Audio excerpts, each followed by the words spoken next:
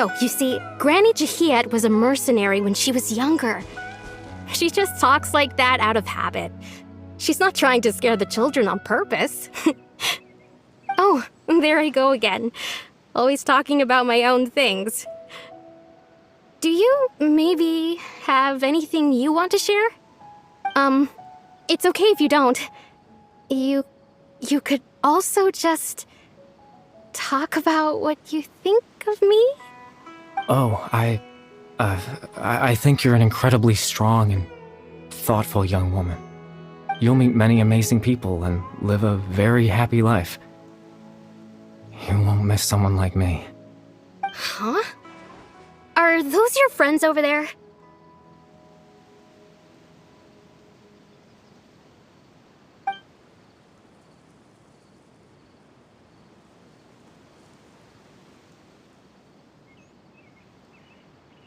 Oh, right! This version of Atossa hasn't met us yet! Friends? I guess you could say that. It must have taken them a lot of effort to find me. So, I should see what they need. I'm sorry, Atossa. We'll have to continue this conversation another time. Another time, huh? Yeah, okay. I'll head back to the village then. Talk to you some other time.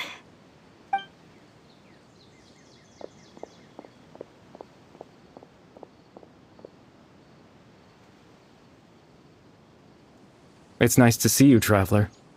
I believe this is the first time we've met.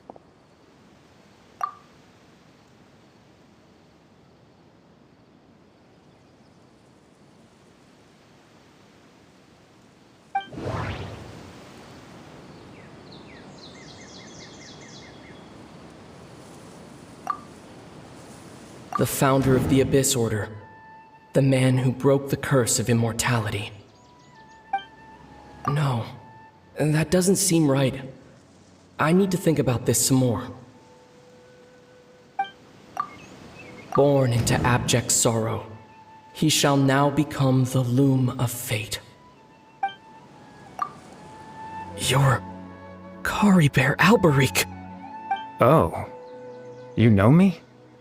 That's quite the surprise. I don't believe I've met you before. Oh, I see.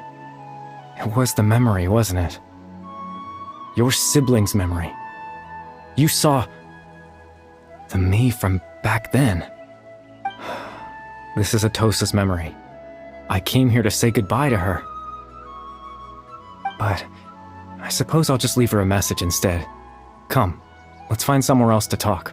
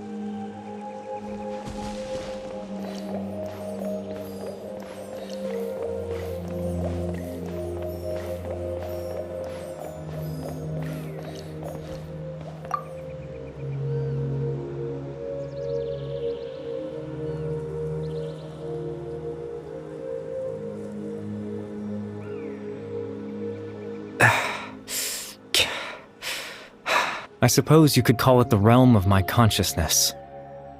I'm someone who no longer exists in the real world, after all. As you well know. It's nothing. I still have enough strength to play the part of a good host. I've always hoped that I'd get the chance to talk to you like this, and now, the time has finally arrived.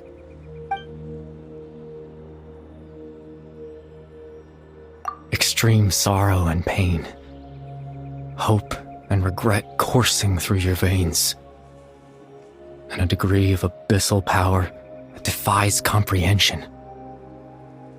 Father told me that once I possessed all those elements, I would become the loom of fate, but despite his intentions for me, I never truly became the loom of fate.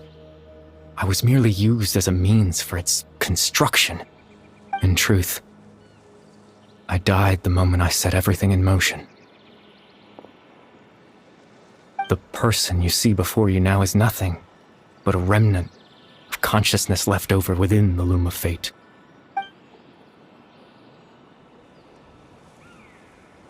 As for your question, the loom of fate is a device capable of weaving ley lines.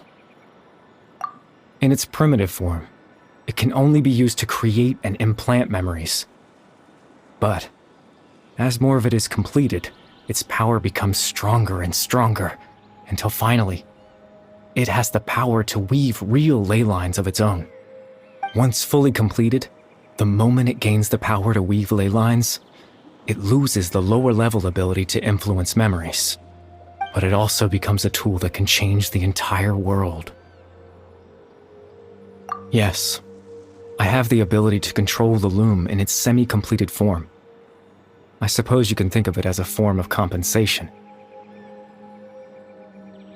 After all, its existence cost me my life.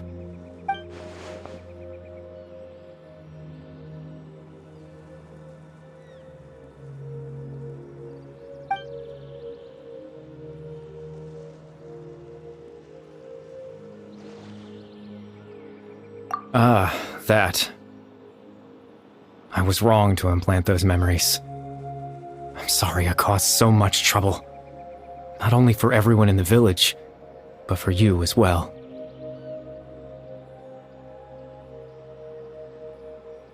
I just wanted them to feel like I once existed in this world. As if I had a chance at life.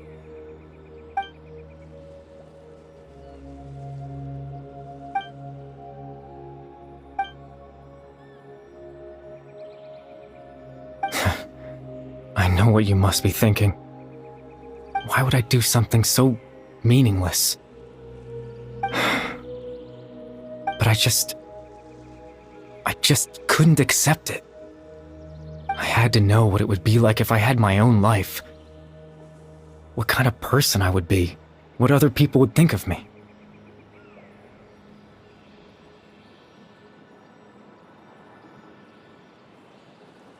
Chief Ahmadiyya, Baram, Granny Jahiyat, Atossa.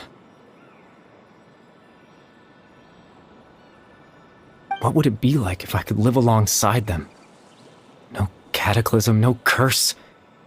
Just a quiet life in a peaceful village. I was curious, so I selfishly tried to have my own life. Even if that meant piecing together the version of myself that could have been. One memory at a time. I know it sounds stupid. After all, my life ended a long time ago. Any chance at living was stripped away from me when I was 8 years old. My consciousness left to mature in an illusory world of nothingness. Even the form you see before you was nothing but an invention based on my father's appearance. An imagined version of what I would look like if I had the chance to grow up.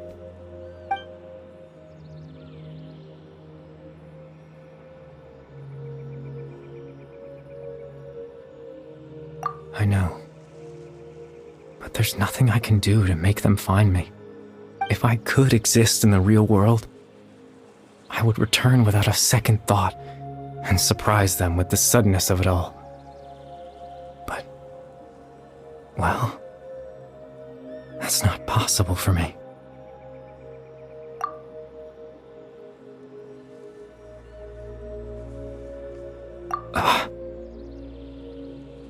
I know.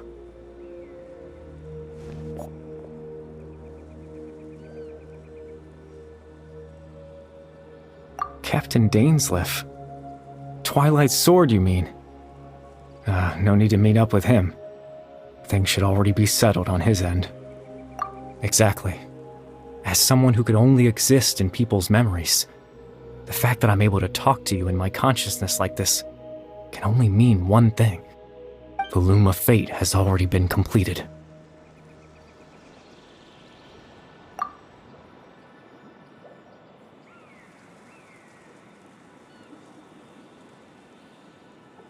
No need to worry about Captain Dainsleif. He's absolutely fine.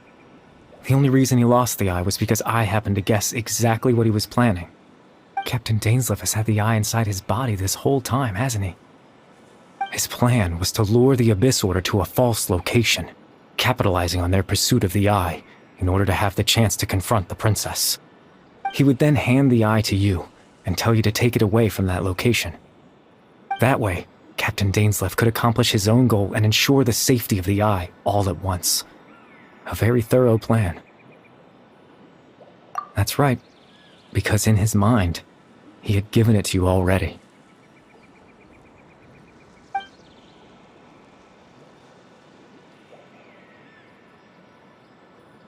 Before you two entered that false location.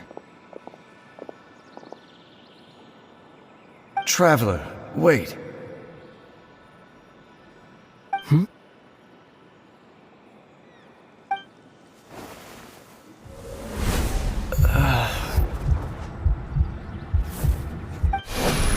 We've no time to lose.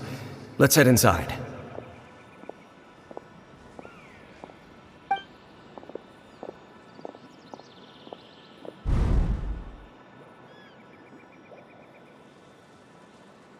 That was when I implanted the memory of him handing you the eye. Given the tense situation at that time, Captain Dainsleif failed to notice anything out of the ordinary, and took that memory to be real. I'm sorry, Traveler, but I needed the Loom of Fate to be completed. And to do that, we had to retrieve the eye.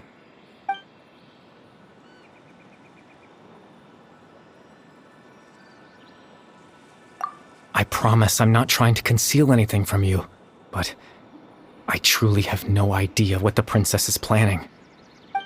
Tevat's ley line system is deeply entrenched in the planet. Creating new ley lines can neither replace nor extend the ones that already exist. In the face of everything they could be planning, I fear I'm too insignificant to even get a glimpse of the bigger picture. In any case, I had my own use for the Loom of Fate, and my goal, at least, has been achieved. You remember my father, don't you? Caribert Alberich. I believe you saw him in your sibling's memory. After he used the power of the Abyss to restore consciousness to my hilichurl form, I suffered from an indescribable level of mental anguish. To comfort me, my father told me a story, that this was a fairy tale world where I had to take on the form of a little monster. That story managed to dispel my fears, even if just for a moment. My goal was simple: to use the Loom of Fate in its near-completed form, when its ability to create memories was at its strongest, to implant a specific memory into the minds of the hilichurls. In that memory, I would tell them a story, just like my father did for me. It was a story of fairy tales and love. But more than anything, it was the story of us.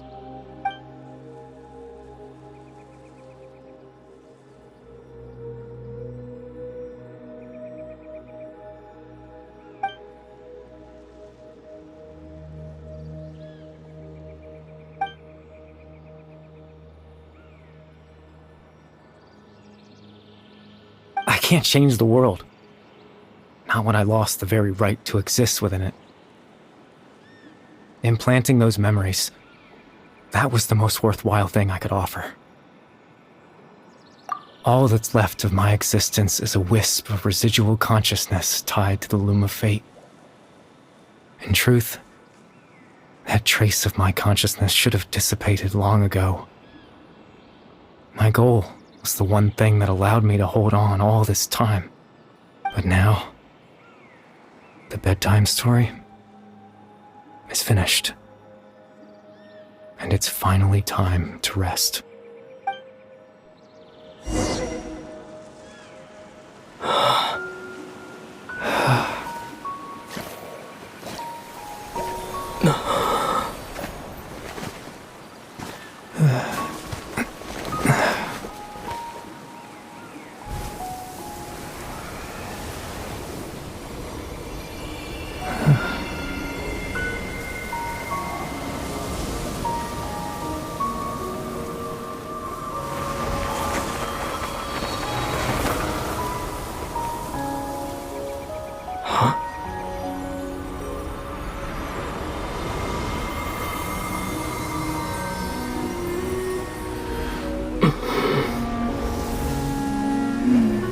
Looks like I was too late to see Caribert one last time.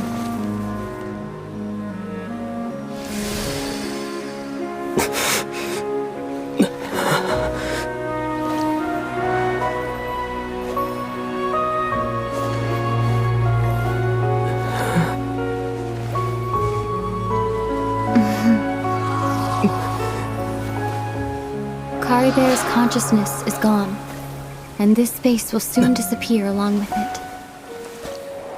Neither of us belongs here. That's why we're not tangible. Were that not the case, I'd love to hug you too.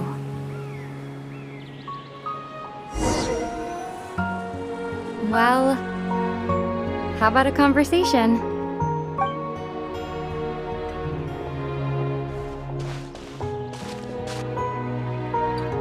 The chance to just stop and talk like this is certainly not easy to come by.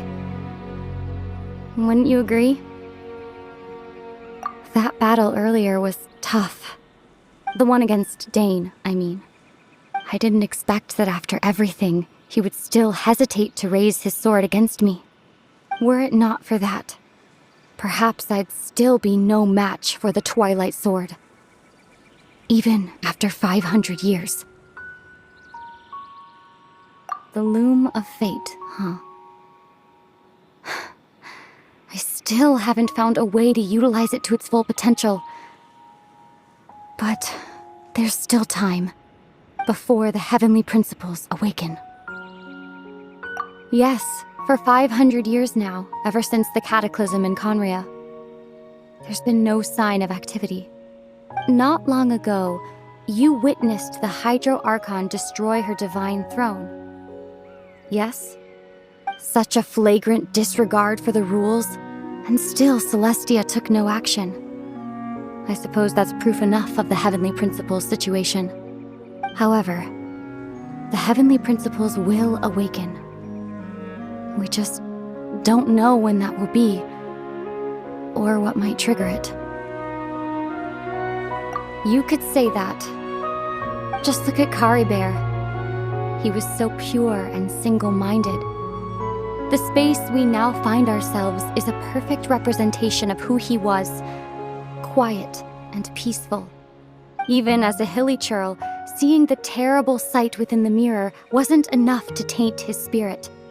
He brought comfort to the people of this world, even though he was denied the very right to be a part of it. So ask yourself this. Who was it that deprived him of that right to exist? Of course, that's only one example. My feelings about the heavenly principles are too complicated to explain in just a few words.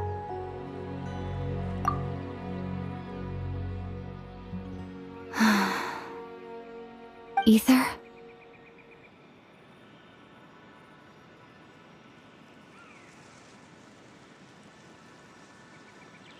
You're the only one in this world who calls me that.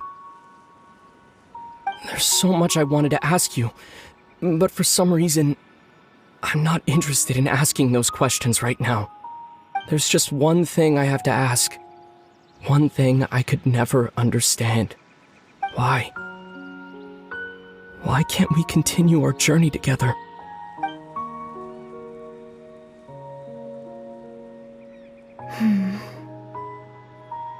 At the end of my journey, I arrived at a place known as the Sea of Flowers at the end. Do you remember? A long time ago, when we traveled between worlds together, you told me you wanted to find a place in the universe where that one flower was in full bloom. To have a place like that suddenly appear before me, well, would you think of that as a coincidence? You mean... I miss you too, Ether. But as this war continues to rage, and as I continue to seek that final answer, I don't even know how to face myself sometimes, let alone my own brother. Huh? What's going on? This space has lost its tether. I doubt it'll be able to exist much longer. In fact, aside from our inability to physically interact with each other, there's something else you should know about this space. With Caribert gone, we won't be able to remember anything that happened here. Everything in this space will be wiped from existence, including all memory of our reunion. You're only telling me this now?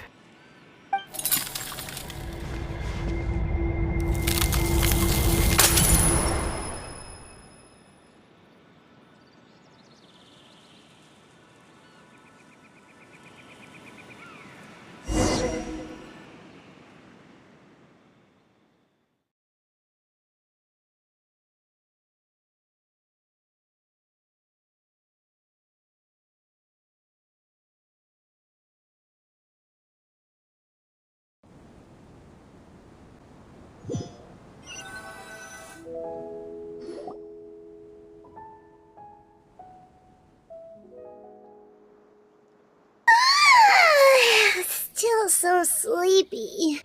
Paimon's head feels all fuzzy. Oh, Paimon woke up a little earlier than you, so Paimon will fill you in. The villagers said that they saw us sleeping near the village yesterday. They couldn't wake us up no matter how hard they tried, so they decided to just bring us back here. Oh, and Dane came by just now. It looked like he was injured. He didn't say anything, though. Just made sure that you were alright and left. Kinda seemed like he had a lot on his mind, but that's Dane for ya. Let's think for a second. We were in that memory, and we saw that guy you called Caribert. He was the missing villager that we've been trying to find, right? And after that, Paimon doesn't remember what happened. Wait, really? What a score!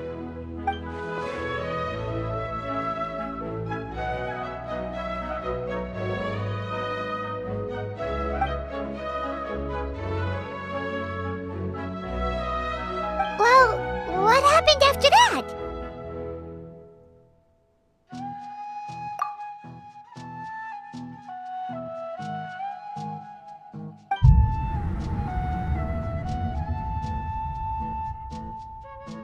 Ah, there you are. Sleep well? Bayram, you sure seem happy. Did something good happen? Something good? Huh. Wasn't anything good or bad, I'd say. It's just that, well, the village organized another search party yesterday. It didn't feel right to leave all the searching to the adventurers. So there we were, searching away, when suddenly this one guy said it all came back to him. According to him, one day around dusk he was passing by this one tree outside the village, and he saw our missing villager. There he was, sleeping under that tree all by himself. His parents came a little later to wake him up, and they all left together. It looked like quite a happy family, apparently. And after that, well, we all started to feel like that really is what happened. Kind of strange that we forgot all about it for so long.